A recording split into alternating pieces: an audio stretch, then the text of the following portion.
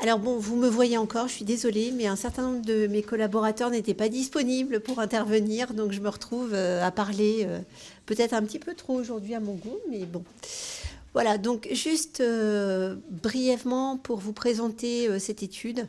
Alors d'une part parce qu'elle est portée par l'ensemble du réseau Génopsy, et ça a plutôt été une très bonne nouvelle pour nous d'obtenir un PHRC national, qui est un financement national qui est devenu aujourd'hui difficile à obtenir, et que le réseau ait pu porter ce projet. Je trouve que c'est plutôt une bonne nouvelle. Et la deuxième bonne nouvelle, c'est que le projet s'intéresse à la trisomie 21. Alors vous savez que la trisomie 21 sort, à proprement parler, du champ des maladies rares, puisque ça concerne une naissance sur 800.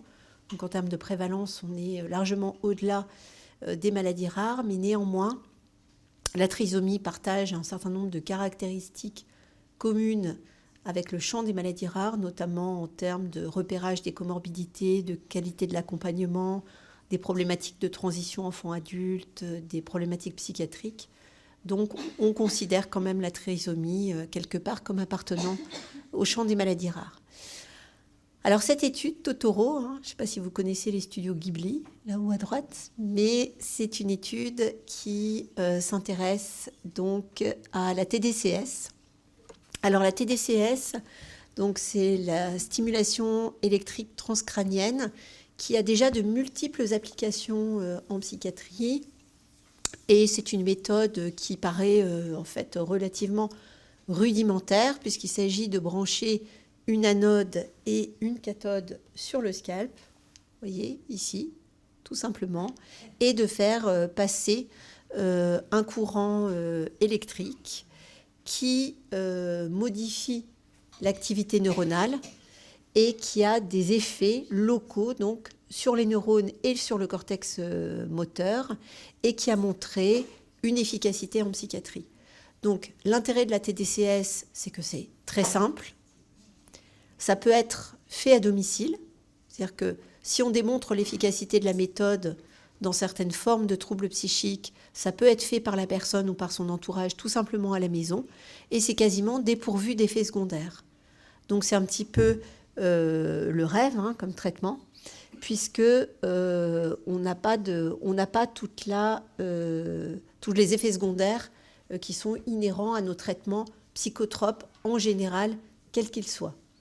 Et vous savez que nos traitements psychotropes, antidépresseurs, anxiolytiques, antipsychotiques, thymorégulateurs, sont efficaces lorsqu'ils sont bien prescrits, mais on a peu de recommandations dans le champ des maladies rares, et souvent on a des effets secondaires dans ce groupe qui sont atypiques et inattendus. Et la prescription dans les maladies rares, elle est toujours compliquée, parce qu'on ne sait jamais véritablement comment va répondre la personne. Et c'est plus difficile de prescrire dans les maladies rares que dans les maladies fréquentes. Et c'est toujours ce qu'on dit aux familles. On essaie ce traitement, mais on n'est pas certain de l'efficacité, de la tolérance. Alors, la TDCS, elle a de multiples applications en psychiatrie. L'équipe lyonnaise, notamment Jérôme Brunelin, a largement démontré son efficacité, notamment dans la dépression. A montré également son efficacité dans les hallucinations associées à la schizophrénie, avec des papiers maintenant qui font référence, et a montré son efficacité également dans les addictions, avec notamment une efficacité sur la dépendance au tabac, sur le craving, mais il y a également des publications dans la dépendance à l'alcool ou dans la dépendance à la cocaïne. Donc on voit que c'est une méthode thérapeutique qui est quand même très intéressante, parce que bien tolérée, de prescription large, et avec une grande simplicité d'utilisation, et également des publications sur le trouble obsessionnel compulsif. Et vous voyez que en fonction des zones de stimulation, qu'on soit en frontal, en cortex orbitofrontal, etc., on a des différences dans l'efficacité et ce sur quoi la méthode est pertinente. Alors, avec Jérôme Brunelin, on a eu envie d'essayer cette méthode chez 2 patients qui avaient un syndrome de régression. dans la trisomie 21. Alors, je ne sais pas si vous connaissez ce syndrome, mais il est probablement d'origine immunitaire. Il survient en général chez l'adulte jeune. On n'est pas dans le cas de l'Alzheimer précoce, parce que vous savez que dans la trisomie 21, il y a une augmentation de la prévalence de l'Alzheimer du sujet jeune, avec une forte dégradation cognitive vers l'âge de 40 ans. Là, on n'est pas du tout dans ce domaine-là. On est plutôt chez des grands adolescents, des très jeunes adultes. En général, ça survient entre 18 et 25 ans, qui sont des jeunes adultes qui sont en général bien intégrés, qui ont une vie sociale, qui travaillent en ESAT ou en milieu ordinaire, qui font un certain nombre de choses et qui développent une régression psychomotrice. Cette régression-là, elle commence par la sphère motrice avec l'installation d'un syndrome catatonique. Donc ce sont des jeunes qui deviennent rigides, qui deviennent extrêmement lents, qui marchent à petits pas, qui perdent l'initiative motrice, et ça s'accompagne en général d'une véritable douleur morale. Et on a des jeunes qui sont actifs, qui sortent, qui ont des amis, et qui en l'espace de quelques mois mettent 5 heures à descendre un escalier ou 3 heures à manger un yaourt. Et jusqu'à présent, on avait quand même très peu de psychotropes qui étaient efficaces sur ce tableau-là. Donc on prescrivait majoritairement des traitements antidépresseurs, les plus stimulants, mais avec une réponse qui était en général très imparfaite et avec la chronicité de la dépression et du syndrome catatonique qui s'installait dans le temps. Alors avec Jérôme, on a eu l'idée, il y a quelques années maintenant, de stimuler 2 jeunes adultes avec trisomie 21 qui avaient un syndrome catatonique avec 10 sessions de TDCS.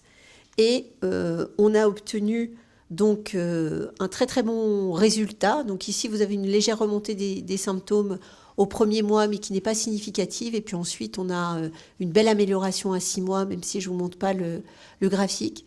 Et on a eu vraiment des jeunes qui, au plan fonctionnel, ont repris pied dans la vie.